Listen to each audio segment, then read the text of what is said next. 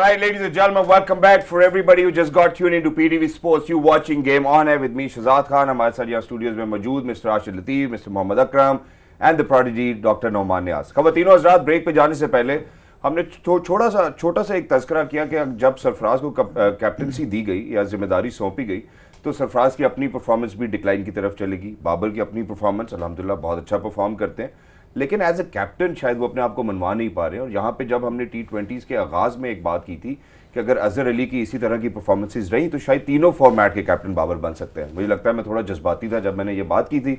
अपने अल्फाज ज़रूर वापस लेता हूँ, लेकिन राशिद भाई की तरफ जाता हूँ कि कैप्टनसी के वो कौन से वीक लिंक्स हैं जिनके ऊपर हम हाईलाइट कर सकते हैं कि यार यहाँ काम हो सकता था. यंग है बहुत. ठीक है सर. 81 में शायद जावेद भाई कप्तान बने थे और उनको हटा दिया गया था, रिवॉल्ट हुआ था. यंग थे बहुत. और उसके बाद अगर देखें आप 93 में वसीम अकरम साहब के खिलाफ रिवॉल्ट हुआ, वो भी यंग थे. टाइमिंग सही नहीं थी इनकी, लेकिन बाद में सेकंड टाइम पे आए तो बेहतरीन कप्तानी की इन्होंने. तो सेम बाबर आजम के साथ भी आप कह सकते हो यंग है अभी. इनके जो साथ में प्लेयर्स खेल रहे हैं ना वो बहुत पुराने प्लेयर्स हैं. इमरान भाई का अगर देखते हैं बहुत सीनियर प्लेयर्स सब, कोई मतलब कि बहुत कम थे जो रह गए थे. ज़हीर अब्बास रिटायर हो गए थे, वसीम बारी रिटायर हो गए थे, माजिद भाई नहीं थे, जो बड़े आसिफ इकबाल, मुश्ताक मोहम्मद कोई भी नहीं था. जावेद भाई ये साथ के प्लेयर तो आगे लेके चले गए. जावेद भाई एंड तक साथ खेले.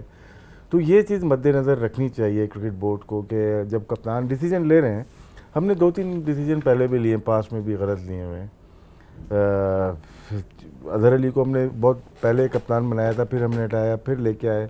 अब बेहतर है कप्तान, ऐसा नहीं है, लेकिन हम जो सीरीज़ खेल रहे हैं वो टफ़ है. अब ऑस्ट्रेलिया खेल के आए या इंग्लैंड, तो उस पर बहुत ज़्यादा क्रिटिसाइज़ नहीं करते. लेकिन होम सीरीज़ अगर देखते हैं तो हम जीते हुए भी हैं जी.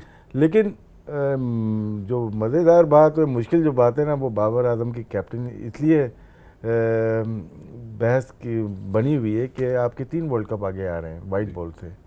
2021 इंडिया, 2022 ऑस्ट्रेलिया, 2023 इंडिया. फिर उसकी तैयारी के लिए क्या हम तैयार हैं? अभी तक तो मुझे नहीं लग रहा क्या. तो उसके लिए डिसीजन जब आप लेते हो ना, फिर टीम की खातिर आप लेते हो, प्लेयर दाया ना हो और उसकी कमांड हो. सिलेक्शन में जितने भी हमारे ज़माने में जो छोटे बड़े कैप्टन आए, लेकिन डिमांड करते थे यार ये प्लेयर चाहिए. इनके साथ जो कोचिंग स्टाफ बहुत हैवी वेट है, तो बाबर अभी तक दबा हुआ है जो मैं समझ रहा हूँ. जो करंट प्लेयर की जो वैल्यू है ना, जितना भी ग्रेड गुजरा हुआ हो वो करंट प्लेयर के ऊपर आ ही नहीं सकता. ये मेरा अपना तजुर्बा. ये बात मैं इसलिए अंडरस्टैंड करूं सर कि आज 3 हैवीवेट्स मेरे साथ भी बैठे हैं गेम प्रेशर में. शहजाद, एक आपको तस्हीह करनी है, मतलब इफ यू डोंट माइंड, कि वेयर डिड यू फाइंड के जब सरफराज अहमद कप्तान बने तो उनकी परफॉर्मेंस सर उनको इसलिए तो कप्तानी से हटाया गया. जी नहीं, इसलिए नहीं हटाया गया. 8 सीरीज T20 की जीते हुए थे. उसके बाद when he was removed as captain there were other reasons. Let us be very very honest. वो टेस्ट मैचेस को आप कंफ्यूज ना करें with the white ball. Sarfaraz had a fantastic record as captain in T20 internationals. He was a performer and I think he's the only player, wicket keeper है जिसने one day में 100 किया था England में. And he has been performing. Test match में last अपने 10 victims थे और 50 किया हुआ था. So please do not confuse. He never deteriorated. Personal performance और वो आया भी through the ranks. Through the ranks. वो अंडर 19 का भी कैप्टन था. तो सरफराज का उस वक्त कप्तान बनना, world cup winning under 19 captain, उस वक्त बिल्कुल जायज था. और world cup winning under 19 captain. ठीक है sir. He came through the ranks, domestic कर रहा था अपनी फ्रेंचाइज की. मैं मानता हूं सर इस बात को, लेकिन इसी बात को आगे बढ़ाता हूं जहां पे राशिद भाई ने कहा कि आपको टीम के लिए डिसीजंस लेने होते हैं. तो अगर सरफराज इतना ही अच्छा था तो फिर डिसीजन लेते. फिर आपने बाबर के ऊपर क्यों डिसीजन लिया? मैंने अभी आपको बताया कि देयर आर अदर रीजंस. तो मुझे बताएं तो सही ना, समझ तो आए सबको. There are certain reasons which you can't say. हमारे कल्चर में जैसे उन्होंने स्टेटस को की बात की, उसमें पॉलिटिकल इंपैक्ट्स भी होते हैं, पर्सनल लाइक्स भी होती हैं, पावर प्ले भी होता है, अनवांटेडनेस भी होती है. ठीक है, खत्म हो गई बात. Why do you want to get into that? ठीक है, बट फैक्ट इज कि हटा वो गलत था. वाइट चुनेंगे कैसे सर? वाइट बॉल से गलत है. इंपॉर्टेंट चीज़ है कि अभी ना आप सिर्फ ये ना देखो कि ये आज क्या हो रहा है या पिछले मैच में. आपने देखना है कि आपके पास एक टेक्निकल कमेटी है, उसकी क्या पॉलिसी है कप्तान बनाने के बारे में, पीसीबी की क्या पॉलिसी है या नहीं है. ठीक है, अगर नहीं है तो वो बनाई जाए कि कप्तान किस तरह ग्रूम किए जाएं. अगर सरफराज कप्तान था तो उसके साथ बाबर को उस वक्त ग्रूम करना चाहिए था, ना कि उसके ऊपर एकदम से आप बोझ डाल दें. अगर एकदम उसको डीप एंड में फेंकोगे तो फिर रिजल्ट थोड़ा सा आपको इंतज़ार करना पड़ेगा. और दूसरा शायद हाजी साहब आप ये भी मानेंगे कि आप कप्तानी में सिर्फ क्वालिटी ऑफ क्रिकेट नहीं देख रहे होते, आपने अदर इंस्टिंक्ट्स भी देखने होते हैं कि leadership plus tactical and strategic वो कितना स्ट्रांग है, एक्सप्रेशन कितना स्ट्रांग है, कम्युनिकेशन कैसी है, पर्सनालिटी कितनी डाइवर्स है, आपकी रिक्वायरमेंट क्या है। यानी कि अगर T20 में आपको एग्रेशन चाहिए, क्या वो बाबर में है या नहीं, it doesn't mean he is one of the finest players in the world, but at the end of the day it's not essential कि वो उन रिक्वायरमेंट्स में पूरा उतरा है। तो आपने जो बात की कि पीसीबी का पर्सपेक्टिव क्या है, so that we need to identify करें एक एज में और फिर उसको ग्रूम करना शुरू कर दें। जैसे अब रिजवान में शायद आपको वो स्पार्क्स ऑफ ब्रिलियंस नजर आते हैं जो शायद हमें बाबर में नजर नहीं आते, हालांकि it's too premature, you can't say, अभी बहुत अर्ली है, अभी बहुत मैं वैसे कह रहा हूँ पर्सनालिटी वो नजर आती है, एक्सट्रोवर्जन नजर आती है। और जब आप किसी को बनाएं या किसी को लाएं तो पॉलिसी ये होनी चाहिए कि किसी को खिलाएं तो when you feel he is fully cooked, वो रेडी है, फिर उसको पूरी तरह बैक करें। ठीक है। अच्छा सर, इसी बात को आगे बढ़ाता हूँ मैं, राशिद भाई आपकी तरफ आता हूँ वापस दोबारा, क्योंकि यहाँ से ऑब्वियसली करेक्शन है खवातीन और आज़ाद उस्तादों की तरफ से, तो वो उसको करेक्शन ही नोट करना चाहिए। लेकिन एक कैप्टन की डिसीजन मेकिंग जो है वो सबसे ज़्यादा वाइटल होती है, पिवटल होती है, बहुत ज़रूरी होती है मैच के दौरान भी। हम हफीज़ की बात करें, हम वहाब रियाज की बात करते हैं, T20 स्पेशलिस्ट है, हम इतने सारे खिलाड़ी साथ लेके गए हैं, हमारे पास और अच्छी ऑप्शंस अवेलेबल हैं, हम यूटिलाइज क्यों नहीं कर रहे, या कप्तान वोकल क्यों नहीं इस चीज़ों के बारे में, अगर तो उसको यूटिलाइज नहीं करने दिया जा रहा, हम चाह क्या रहे हैं सर, ये भी तो समझ आए ना, माइंडसेट क्या है हमारा राशिद भाई। ये जहाँ पे बॉलिंग का है वहाँ रियाज खेलता था पहले मैच से, क्योंकि डेथ ओवर में अकरम सही बता सकता है, क्योंकि दलमी के लिए लास्ट ओवर्स करते ही वो 12-14 इस तरह से करता है वो, तो वहाँ हम मिस्टेक कर दिया। हो सकता है हम शाहीन को ज़्यादा लोड दे दिया, टेस्ट सीरीज़ खेल के आ रहा था, एक आध मैच आखिरी वाला कि ये आज वाला खिला लेते, बाकी 2 में वहाँ को ट्राई करना चाहिए था, लेकिन नहीं हुआ। बाकी टीम हैदर का इतना अच्छा उसका स्टार्ट किया PSL में, मैं खुद तवक्को नहीं कर रहा था कि ये एक्सेल करेगा T20 में, क्योंकि 4 डे का प्लेयर लगता था, लेकिन जिस तरह से ज़ल्मी के लिए वो डिफरेंट नंबर्स पे खेला है, ठीक है, उनके नंबर एक नहीं था, कभी इनको मिडिल ऑर्डर में ज़रूरत है तो वहाँ पे चला गया, वहाँ पे भी रन किए, कभी टॉप ऑर्डर आ गया 3 नंबर पे आ गया, तो उसको अब मसला ये आ रहा था कि किस नंबर पे खिलाएंगे, अगर खिलाएंगे तो। ये सवाल जाने से पहले मैंने शादाब के लिए भी किया था कि शादाब ने बड़ा रन किए यहाँ पे, 32 की एवरेज से उसने काफ़ी अच्छे स्ट्राइक रेट के साथ रन किए, लेकिन उसका नंबर 3 नंबर था उसका या 4 नंबर था, क्या वो पाकिस्तान टीम में इस नंबर पे आएगा? 2 प्लेयर आगे आ गए 3 और 4 नंबर के, जो अगर खेलते हैं तो 7-8 पे जाएंगे, तो ये वेस्ट हो रहे हैं। ये होती है स्ट्रेटेजी प्लानिंग जो आप करोगे। फिर जो बाबर आजम कैप्टन हो या कोई भी आ जाए, अभी जैसे मैंने कोच की बात की, कोई भी आ जाए, आपके मिडिल ऑफ द जो बैट्समैन है वो 125 वाले स्ट्राइक रेट वाले हैं, वो चेंज करना पड़ेगा माइंडसेट। आपको ज़रूरत है, अगर 10 ओवर हो गए तो आप चेंज करोगे, यार किसको भेजना है, इमाद अच्छे मार सकते हैं, लेफ्ट हैंडर की ज़रूरत है, उनका कौन बॉलर लगा हुआ है, तो वो हम कर नहीं पाए।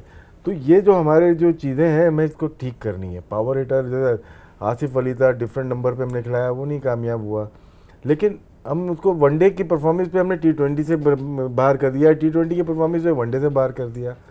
2 प्लेयर है आसिफ और फ़खर, जो कि हमेशा रन नहीं करेंगे, लेकिन ये जिस दिन करेंगे मैच जीतेंगे आप। तो कॉन्फिडेंस दूसरों के बजाय इन पे रखा जाए, इनको प्लेयर बनाना है हमें, क्योंकि ये मैच विनर हैं। बिल्कुल। एक मैच याद होगा आपको इंडिया के खिलाफ फ़खर का, वही एक याद है ना, इसके अलावा भी खेले, लेकिन उसमें वो अगर आउट हो जाता हम मैच नहीं जीत सकते थे। ठीक है, दूसरों का भी कंट्रीब्यूशन था। तो क्या है, हमें जिनके स्ट्राइक रेट है उस पर काम बहुत करना है। जैसे उन्होंने 18-20 रन के 2 ओवर लिए ना, फ़खर ऐसा प्लेयर है जो 18-20 ओवर के 2 रन ले लेता, मैच को पलट देता। तो ऐसे प्लेयर पे निगाह होनी चाहिए कि हमें इनको डेवलप करना है। अभी ये 2 प्लेयर हैं, सीनियर हो गए, और नीचे आने वाले कैसे प्लेयर हैं हम इनको डेवलप करेंगे। ज़बरदस्त हो गया। इसी के साथ खवातीन और आज़ाद, मुझे लगता है कि पाकिस्तान थोड़ी सी बाउंड्रीज कम स्कोर करते हैं। डॉक्टर साहब ने अभी ब्रेक में हमें ये कहा कि हम बाउंड्रीज दिखाना चाहते हैं, डॉक्टर साहब से ही पूछते हैं कि इसमें देखने वाली या गौर तलब चीज़ क्या है। डॉक्टर साहब प्लीज़। नहीं, मैं बिल्कुल नहीं, ये मेरे बैठे हुए हैं राशिद लतीफ़ और मोहम्मद अकरम, बट ऑब्वियसली जो राशिद ने आइडेंटिफाई किया था कि इंग्लैंड जो है वो उनकी ये एक स्ट्रेंथ है कि वो बाउंड्रीज बहुत ज़्यादा लगाते हैं, और T20 में जिस तरह अभी अकरम ने भी कहा दैट मेक्स द डिफरेंस। और अगेन पावर प्ले में जिस तरह आप देख लो कि हमारे 6 ओवर का स्कोर और उनके 6 ओवर का स्कोर, so obviously they are better जजेस। ये खुद क्रिकेट खेले हुए, आप इनसे बेहतर पूछो। जी सर, बताइए प्लीज़। इसमें जैसे डॉक्टर साहब ने भी मेंशन किया, मतलब एक ऑब्वियस चीज़ नज़र आ रही है जो हम लोगों ने स्ट्राइक रेट पे बात की। हम लोग बहुत ज़्यादा, आई डोंट नो कि कोई इनसिक्योरिटी है या कि हम ये सोच रहे होते हैं कि पहले मेरे 15 या 17 रन हो जाएं और उसके बाद मैंने करना है। वो चीज़ इनसे निकालनी होगी। आपने इनको एक लाइसेंस देना होगा और फिर पूरी तरह बैक करना होगा। अगर वो आउट भी हो जाता है तो कोई बात नहीं, यू गो फॉर इट। तो ये कल्चर मैं अगेन वो कहूँगा कि अंडर 16 लेवल से हमें डेवलप करना पड़ेगा। इंग्लैंड आज से 8 साल पहले देखो तो ये 400 पे 400 चेज़ नहीं करते थे, ये 200 पे 200 चेज़ T20 में नहीं करते थे, लेकिन उन्होंने एक कल्चर डेवलप किया अपने अंडर 14 लेवल से। तो ये आपको नीचे से करना पड़ेगा सारा। एक मैच से हम इस टीम का कोई पोस्टमार्टम नहीं कर सकते, ठीक है, और उनको मैं कसूरवार भी नहीं ठहरा सकता एक मैच से, ठीक। मैं इस चीज़ पे कहूँगा कि हमें नीचे से इस क्रिकेट को ठीक करना और ये कल्चर डेवलप करना है। ये स्ट्राइक रेट भी उसी में उसका एक हिस्सा होना चाहिए। बिल्कुल खूबसूरत बात की। राशिद भाई, आप कुछ यहाँ पे इस मौके पे कहना चाहेंगे? इसमें देखिए हफीज़ की बैटिंग नज़र आई है जिसमें बैलेंस था, बॉल को हिट मारेगा बैलेंस था, क्योंकि वो अगर साइड कैमरा से देखेंगे वो डीप गया है, वो क्रीज के अंदर चला गया है, तो बॉल को पता है कि कहाँ पे फील्डर है। मिड ऑफ ऊपर थी तो उसके ऊपर से मारा, जब मिड ऑन ऊपर की तो मिड ऑन के ऊपर से मारा, जब फाइन लेग ऊपर थी तो वहाँ से मारा। मोस्टली रन अगर देखें 40-45 रन उसने फील्डर के ऊपर से मारे हैं, इसलिए कि माइंड में लेट खेल रहा है। जब आप क्रीज के अंदर खड़े हुए हैं और जब बॉल रिलीज के बाद और डीप चले जाते हैं तो आपके पास आइडियाज़ ज़्यादा, रेंज बढ़ जाती है। अगर 360 में से अगर आप 300 रेडियस को आप यूटिलाइज कर रहे हो तो मैक्सिमम मेरे साथ 2-3 छक्के भी दिखा रहे थे, हालांकि छक्कों में हम थोड़े कमजोर हैं, बट स्टिल। जी राशिद, अब इसको कंटिन्यू देखा इसी ओवर में शायद वो आउट हो गया था ना फकत। इसका बैलेंस बहुत अच्छा था हफीज़ का, अगर देखें डीप जाएगा या अंदर खड़ा हुआ क्रीज में वहीं पे खड़ा हुआ है, अपनी बॉडी के बाद है, हिला नहीं वो। तो यही चीज़ सेम इंग्लैंड ने की है। देखो इसमें हफीज़ का ना जो एक्सपीरियंस है वो क्लियरली नज़र आ रहा था कि उसने जो अच्छे बॉलर्स थे उनको रिस्पेक्ट दी थी और उसने टारगेट किया था करण और महमूद को कि इनके ओवर मैंने करना है। ये एक एक्सपीरियंस बंदा कर सकता है। अब उसके जब ये इस तरह खेल रहा था तो दूसरे एंड से अगर वो लड़का आके एक डॉट बॉल दूसरे पे सिंगल कर रहा है तो वो इसको कोई सही तरह से बैक नहीं कर रहा था। अगर उस तरफ से भी इन्होंने जैसे पहले बात की कि शादाब ने बड़े अच्छा सीज़न किया हो तो उसको फ्लोट करो, उसको ऊपर भेजो ताकि वहाँ पे आपका वो मोमेंटम आप गेन करो।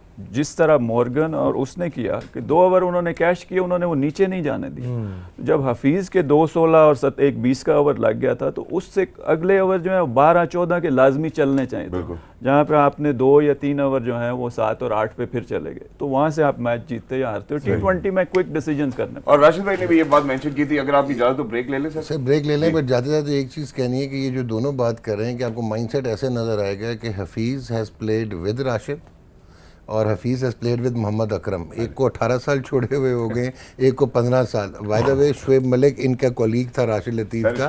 सो ये माइंडसेट है, it's nothing against them, they are performing, ठीक है, fine, they have a place, but at the end of the day आपने प्रोग्रेसिवली क्या सोचा हुआ है कि आपने 3 वर्ल्ड कप्स तक इनको लास्ट करवाना है, ठीक है। तो इसी के साथ एक और भी बात है, वो ये है कि शुएब मलिक ने जब डेब्यू किया था तो शाहीन शाह अफरीदी पैदा हुए थे। मेरा ख्याल है इसके ऊपर भी नजर डाल, लेकिन हमें एक्सपीरियंस क्रिकेटर्स की जरूरत है खवातीन और हज़रात। लेकिन माइंडसेट पे मैं बात करना चाहता हूँ, जब ब्रेक के बाद आएंगे, कि लाइसेंस देना पड़ेगा। जो मोहम्मद अकरम साहब ने बात की, इस पर बहुत ज्यादा दफा पहले भी बात हुई है। लाइसेंस देने के बाद सपोर्ट भी करना पड़ेगा, और होता क्या है कि हम कह तो देते हैं हाँ ठीक है यार तू कर, हम लुक आफ्टर करेंगे, इवेंचुअली फिर चेंजेस हो जाते हैं, फिर वो खिलाड़ी को हम यूटिलाइज भी नहीं कर पाते, ना खिलाड़ी हमारे लिए अच्छा खेल सकता है। गेम ऑन है, stay tuned, don't go anywhere.